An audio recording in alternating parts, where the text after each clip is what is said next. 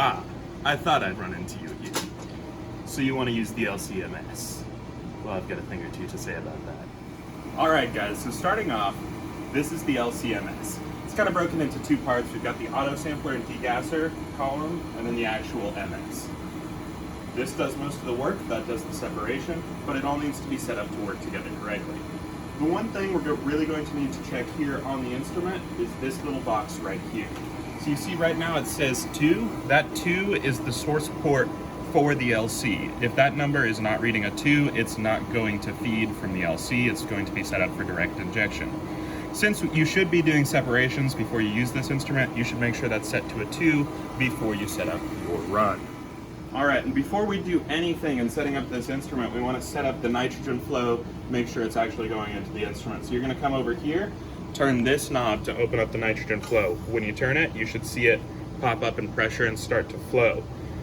Make sure you close it once you're done. Right now it's empty. When it starts getting low, you need to make sure you go find a professor, preferably Dr. Lamar, Dr. Roberts, or Dr. LeBlanc.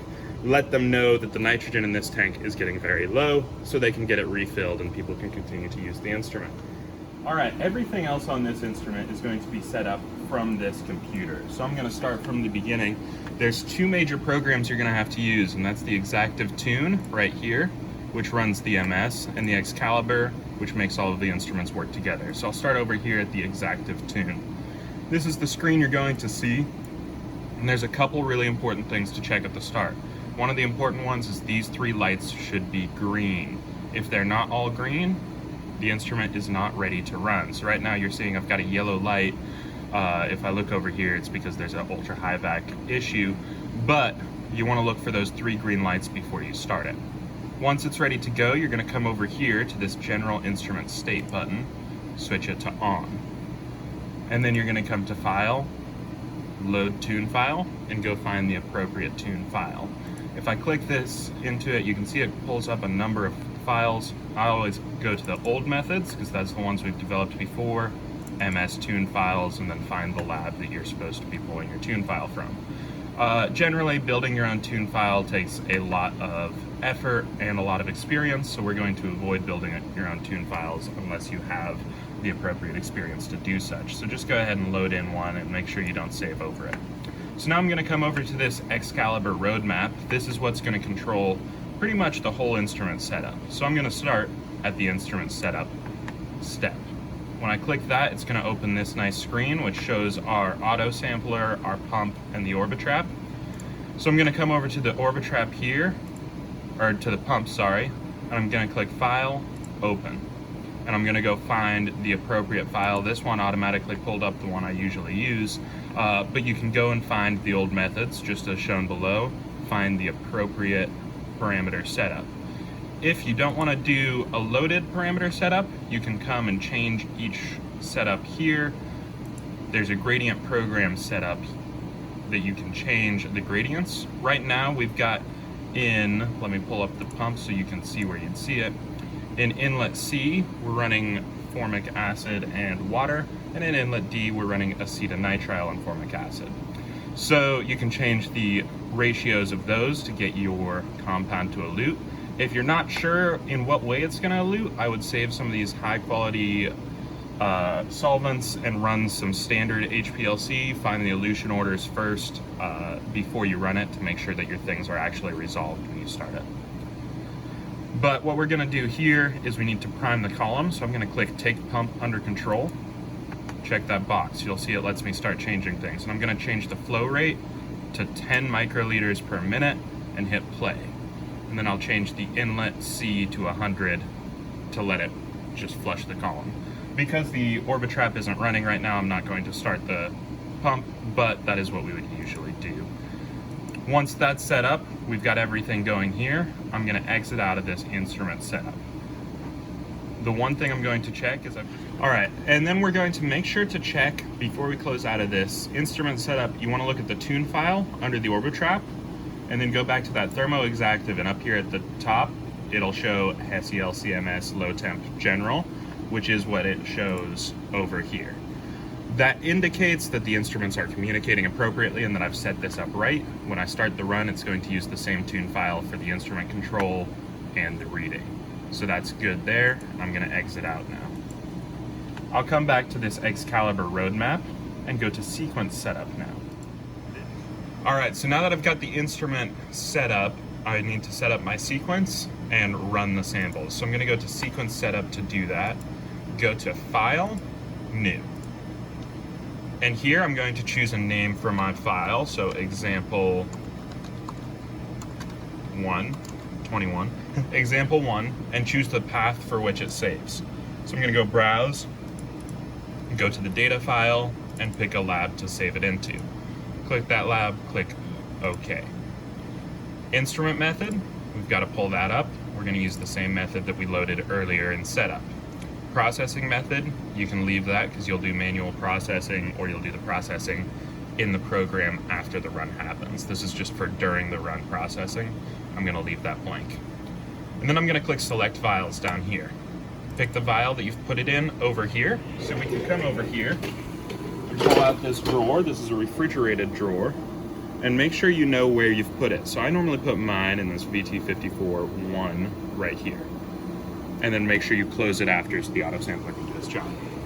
So I'll come over here, and I've selected that file 1, and I'll click OK. So now I just double check that I've got the file name, the file path, and the instrument method loaded in. I've selected my file, and then I'm going to click OK. You'll see it comes up here, gives me the file name, gives me the sample ID, and then all of the things I loaded in. That's good to go. So now that we've got our sample set up, before we can run it, we're actually going to have to go View, Roadmap View, and go back to our instrument setup. Go to this pump. You remember when we started this, we set it up to prime, so I'm going to go to Direct Control and uncheck this Take Pump Under Control box. So it would be set up like this. What I'm going to do is change it to this 90-10 setup that we're going to have for our elution later, and then uncheck Take Pump Under Control and close it. This way it's ready to set up as soon as we go back to our sequence setup, and we'll hit Run Sequence right here. It's going to start. And it's very important to note with this instrument, this auto sampler has a tendency to try and pick up the vials when it goes to sample. So you want to wait until the auto sampler comes and starts to do the injection process. So it's going to come over here, it'll grab this magnet and open this drawer, and then it'll find your vial and stick the needle in. Once it's grabbed the vial, you need to come in and grab the vial just like this to prevent it from picking up the vial. If the auto sampler picks up the vial rather than picking up just some sample, it'll jam it into the beginning of our column here and can damage the instrument. So you want to make sure when you hit Run Sequence that you're ready to come over here, grab that vial, and make sure it doesn't get picked up by the auto sampler. And then you're good to leave for about 20 minutes while the sample runs. Alright, so I've come back now after some samples have run, and I'm going to go to the Qual browser to look at the data I've found. So I'm going to click that Qual browser button, go File, Open. Go find where you saved it. It should save to the file path you defined earlier, and I'm just going to go pick a file I've already done. And it'll bring up all of this. You can see here the counts per second, or actually this one calls it relative abundance, but you can see where things eluted and scan through. So I'm going to select this peak. I can grab that whole peak, look at it.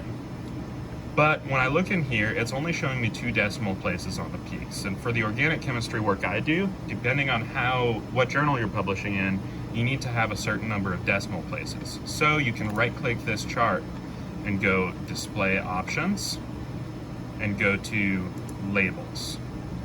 So you see here, it gives me label with mass. That's exactly what I'm looking for relative to the 0 point, golden. This decimal is what I'm going to change. So it says 2 right now. I'm going to change that to 5 because I need to see at least 4.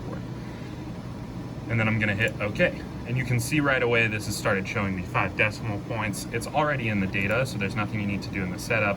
And then if I were looking for a very specific thing, I could go in here and go mass range. Let's say I was looking for something between 88 and 90. I could go 88 to 90 mass units and hit OK. It'll load for a second, and now it's filtered out everything but that 89 peak, which I saw, which might be what I'm looking for. So if you don't get a good elution peak, you could do what I just showed, and then you could select the whole area. It'll take a second for it to search through the data, find what it's looking for. and then I can see that 89 peak. I'm gonna click on that, and I know that I've found what I'm looking for in this sample. This method right here is best used for already purified samples that you know you're looking for a very specific peak, just to see if something is present. But that's the quickest way to look at that. And that's kind of the general basics of how to set up this instrument. Look at it. The file's already been saved in here, so all I'm going to do is exit out because the file was saved when I set up the instrument run. Now, the last thing we're going to do is we're going to come in here, change this instrument back to standby, and then we're going to come over here to this big boy and make sure we turn off the nitrogen flow.